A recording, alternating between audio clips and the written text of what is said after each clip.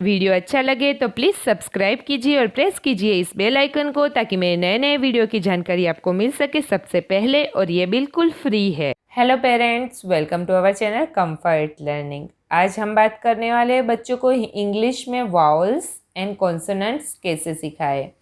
Vowels it means स्वर and consonant it means व्यंजन। तो इंग्लिश में बच्चे को स्वर और व्यंजन कैसे सिखाए जाते हैं उसके बारे में आज हम बात करेंगे। सबसे पहले हम वाउल्स और कॉन्सोनेंट्स को डिटेल में जान लेते हैं। इसके लिए हमें वाउल्स की डेफिनेशन देखनी होगी। जिस अल्फ़ाबेट को बोलने के लिए लिप्स, टंग या टीथ को टच करने की ज़रूरत नहीं होती उसे हम वाउल्स कहते हैं। यानी कि जिस अल्फ़ाबेट्स को बोलने के लिए हमें हमारे माउथ को ओपन या क्लोज नहीं करना पड़ता उसे हम वाउल्स कह सकते हैं। इंग्लिश में 26 अल्फ़ाबेट्स होते हैं A to Z, जिसमें से हमारे 5 वावल्स होते हैं A, E, I, O, U, और ये 5 वावल्स को कट करके जो अल्फ़ाबेट्स रह जाते हैं उसको हम कॉन्सोनेंट्स बोलते हैं।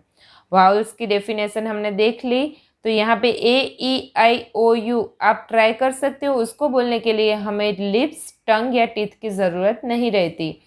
और यहाँ पे कॉन्सोनेंट्स लिखे हुए हैं जिसमें आप B, C, D, तो यहाँ पे हम इसको बोलते टाइम हमारे लिप्स को या टंग को या टीथ को कोई ना कोई चीज़ को यूज़ करके ही हम ये लेटर्स बोल सकते हैं। इसके लिए यहाँ पे इसे वोवल्स कहते हैं और इसे कॉन्सोनेंट्स कहते हैं।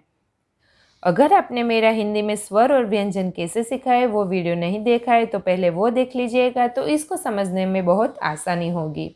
उसकी लिंक मैंने नीचे डिस्क्रिप्शन बॉक्स में दी हुई है, तो आप वहाँ जाके चेक कर सकते हो। इंग्लिश में वाउल्स की ज़रूरत क्या होती है पहले वो समझ लेते हैं। इंग्लिश के हर एक अल्फ़ाबेट्स की अपनी एक फोनिक साउंड होती है, बट ये फोनिक साउंड से ही काम नहीं चलता। उस अल्फ़ाबेट्स की हेल्प से जब हम कोई वर्ड बनाते हैं, मीनिंगफुल वर्ड बनाते हैं, तो उसके स्पेलिंग को बनाने के लिए हमें ये वाउल्स की ज़रूरत रहती है। इंग्लिश में वाउल्स की क्या ज़रूरत होती है पहले हम वो समझ लेते हैं। इंग्लिश के हर एक अल्फ़ाबेट्स की अपनी एक फोनिक साउंड होती है, बट फोनिक साउंड से ही काम नहीं चलता। कोई भी मीनिंगफुल स्पेलिंग बनाने के लिए हमें वाउल्स की हेल्प लेनी पड़ती है। फॉर एग्ज़ाम्पल हम यहाँ पे देख लेते हैं न, म, न। न, म, न, तो एन की फोनिक साउंड है न, तो यहाँ पे हमें एन लिखना है। और म की फोनिक साउंड है एम, तो ये एम की फोनिक साउंड है म।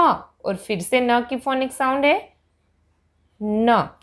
तो यहाँ पे ये तो कोई मीनिंगलेस स्पेलिंग बना हुआ है, तो इसको मीनिंगफुल बनाने के लिए यहाँ पे हमें वाउल्स को ऐड करना होता है। जैसे न तो एन ए। जैसे हिंदी में होता है कि अगर हम न लिख रहे हैं तो इसमें अ की मात्रा हम जोड़ते हैं तभी वो बनता है न। ऐसे ही फोनिक साउंड एन की न है, बट उसको हमें मीनिंगफुल स्पेलिंग लेटर्स बनाने के लिए यहाँ पे हमें उसमें वाउल्स को ऐड करना होता है। न, म, न। ऐसे दे, व, म। तो यहाँ पे हमने 2 वाउल्स को ऐड किया है, तभी वो ये मीनिंगफुल नेम बना हुआ है। तो इंग्लिश में वाउल्स की ज़रूरत ये होती है कि कोई भी लेटर्स को मीनिंगफुल स्पेलिंग बनाने के लिए हमें उसमें वाउल्स ऐड करने होते हैं। दूसरे एग्जांपल के थ्रू देख लेते हैं। जैसे हिंदी में हमारे फोनिक साउंड होते हैं अ, आ, ई, ई। तो ऐसे ही हमारे इंग्लिश में होते हैं ए, ई, आई, ओ, यू। और जैसे हिंदी में व्यंजन के पीछे ये मात्राएं लगती है, ये स्वर की मात्राएं लगती है, तब फॉर एग्जांपल हमें का लिखना होता है तो क के पीछे आ की मात्रा लगती है। जैसे यहाँ पे हमने लिखा का, तो यहाँ पे क के पीछे आ की मात्रा लगती है, तब वो बनता है का। ऐसे ही यहाँ पे क के पीछे क के आगे ई की मात्रा लगती है छोटी ई, तो ये बनता है क के पीछे छोटी ई की मात्रा, तो ये हो गया हमारा की। तो ऐसे हिंदी में जैसे ये मात्राएं लगती है, ऐसे ही यहाँ पे हम देख लेते हैं क की फोनिक साउंड होती है के। तो यहाँ पे के पीछे हम अगर ए लगाते हैं तो हो जाता है का। के पीछे हम लगाते हैं आई, तो ये हो जाता है की। के पीछे हम लगाते हैं के डबल ई, तो ये हो जाती है हमारी की। तो ऐसे एक ही साउंड को, एक ही लेटर्स के पीछे अलग अलग वॉवल्स को यूज़ करके हम उसके अलग अलग साउंड निकाल सकते हैं। जैसे के पीछे ए को हम लगाते हैं तो उसको हम का बोल सकते हैं, के पीछे आई को लगाते हैं तो उसको हम की बोल सकते हैं। तो वॉवल्स का काम ये है कि कोई भी ये उसके फोनिक साउंड है, जैसे एक बी का फोनिक साउंड है ब, तो अगर बी का ब है तो बी ए लगाते तो ब या बा होता है, बी आई लगाते तो बी होता है। तो ऐसे एक ही लेटर्स के पीछे अलग अलग वाउल्स को जोड़ के हम उसके साउंड में चेंजेस ला सकते हैं और उसकी हेल्प से वर्ड्स को बना सकते हैं, सेंटेंस को बना सकते हैं, और वो स्पेलिंग मीनिंगफुल होता है।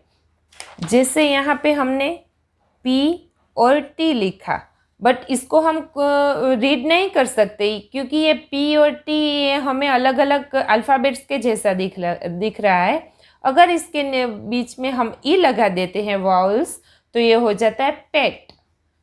ऐसे ही यहाँ पे एच है, टी है, इसके बीच में लगाते हैं ई, तो ये हो जाता है हैट। सी है, पी है, उसके बीच में ए लगा देते तो ये हो जाता है हमारा कैप। तो इस तरह कोई भी लेटर्स के बीच में हम ऐसे वाउल्स को ऐड करके उसको मीनिंगफुल बना सकते हैं। तो मतलब कि कॉन्सोनेंट्स वाउल्स के बिना अधूरा है। कोई भी कॉन्सोनेंट्स लेटर में हम अगर वाउल्स को नहीं लगाते तो वो मीनिंगलेस है, उसका कोई मीनिंग नहीं होता। तो आपको समझ में आ गया होगा कि कैसे हम वाउल्स की हेल्प लेके कोई भी स्पेलिंग को बना सकते हैं। तो इंग्लिश में वाउल्स की ये इम्पोर्टेंस है। बच्चे को अल्फ़ाबेट सिखाने के बाद तुरंत ही वॉवल्स और कॉन्सोनेंट्स को अलग करना होता है। बच्चे को अल्फ़ाबेट्स में से पहचानना होता है कि इसमें से कौन से वॉवल्स है और कौन से कॉन्सोनेंट्स है। इसके लिए बच्चे को अलग अलग एक्टिविटीज़ कराई जाती है, अलग अलग वर्कशीट कराई जाती है। स्टोरी के थ्रू भी बच्चे को वॉवल्स को याद रखना सिखाया जाता है। बच्चा अल्फ़ाबेट्स में से वॉवल्स को जितना जल्दी पहचानने लगता है उतना ही उसको 3 लेटर्स या 4 लेटर्स वर्ड्स को समझने में बहुत आसानी होती है। तो इसके लिए हम देख लेते हैं कि कौन कौन सी एक्टिविटी कराए जिससे बच्चे को अल्फ़ाबेट्स में से बच्चा वॉवल्स को अच्छे से पहचान सके।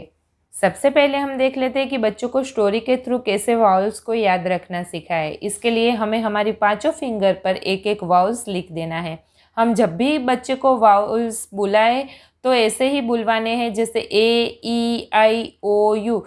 तो बच्चे को याद हो जाता है कि हमारी 5 फिंगर्स है और हमारे वॉवल्स भी 5 है। अब देख लेते हैं ये स्टोरी। डिफरेंट स्टोरी के थ्रू बच्चे को वॉवल्स सिखाए जाते हैं, उसको याद रखना सिखाया जाता है। आज उनमें से हम एक स्टोरी के बारे में बात करेंगे। ए से एंट थी, ई से एलिफेंट था। ए से एंट थी, ई से एलिफेंट था, दोनों बेस्ट फ्रेंड थे। वो एक दिन आई से आइसक्रीम खाने गए। आई से आइसक्रीम ऑरेंज फ्लेवर की थी। आई से आइसक्रीम ओ से ऑरेंज फ्लेवर की थी। और उसने अम्ब्रेला के नीचे, यू से अम्ब्रेला के नीचे बैठ के आइसक्रीम खाई। तो ऐसी स्टोरी के थ्रू बच्चे को ये वाउल्स अच्छे से याद हो जाते हैं, और जो उसको अच्छे से ये वाउल्स याद होते हैं तो उसको स्पेलिंग बनाने में दिक्कत नहीं होती, वो इजीली स्पेलिंग बना सकते हैं। वरना उसको अल्फ़ाबेट्स वाउल्स एंड कॉन्सोनेंट में बहुत ही मिस्टेक हो जाती है और वो स्पेलिंग बनाने में भी बहुत सी मिस्टेक करते हैं। अब देख लेते हैं कि कैसी वर्कशीट के थ्रू हम बच्चे को वाउल्स को याद रखना सिखा सकते हैं। तो हम बच्चे को ऐसे डिफरेंट वर्कशीट के थ्रू उसको वाउल्स को याद रखना सिखा सकते हैं। यहाँ पे बच्चों को अल्फ़ाबेट्स में से वाउल्स को अलग करके हमें उसको राइट करने देना है। रीड एंड राइट, वाउल्स को बोलना है बच्चे को और उसको राइट करना है। तो वो पूरे अल्फ़ाबेट्स में से ये अलग वाउल्स को अलग लिखेगा तो उसको वो अल्फ़ाबेट्स में से वाउल्स को अलग करना आ जाएगा कि नहीं, यहाँ इतने मैंने लिखे हैं, ये मैंने बार बार लिखा है तो ये वाउल्स है। तो यहाँ पे पहले हम सिंपल से वर्कशीट ए से मतलब वाउल ए है तो यहाँ पे उसको ए लिखना है। ई है तो ई, आई से आई, ओ यू यू, उसको बार बार रिपीट करना है जिससे बच्चे को पूरे अल्फ़ाबेट्स में वाउल्स को अलग करना आ जाए।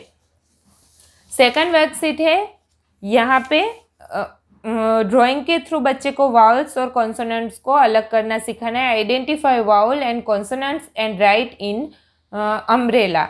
यहाँ पे एक बादल ड्रॉ किया हुआ है, उसमें अलग अलग अल्फ़ाबेट्स लिखे हुए हैं। बच्चे को यहाँ पे वी लिखा है, वी से वाउल्स एंड सी से कॉन्सोनेंट। तो बच्चे को इसमें से आइडेंटिफाई करना है कि कौन से वाउल्स है, उसको यहाँ पे इस अम्ब्रेला में राइट करना है।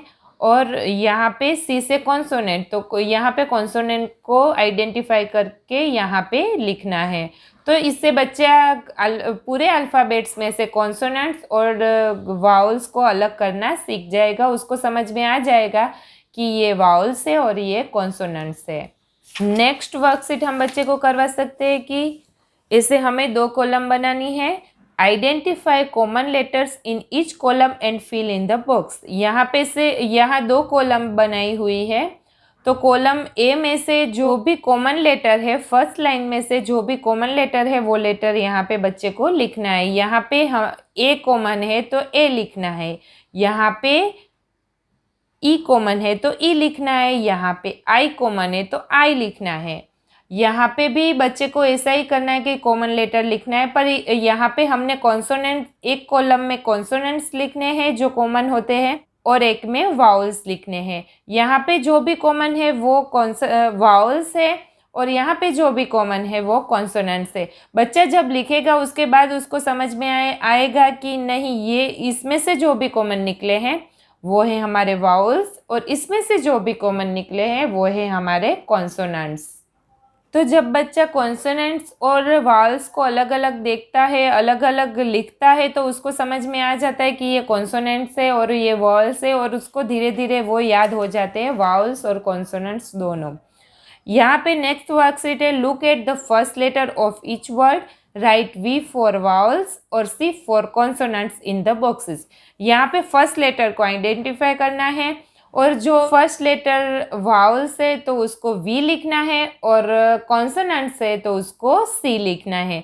तो यहाँ पे टेंट, टी तो टी कॉन्सोनेंट्स है तो उसको सी लिखना है, बी कॉन्सोनेंट्स है तो उसको बी लिखना है, अम्ब्रेला तो यू वाउल्स है तो उसको वी लिखना है।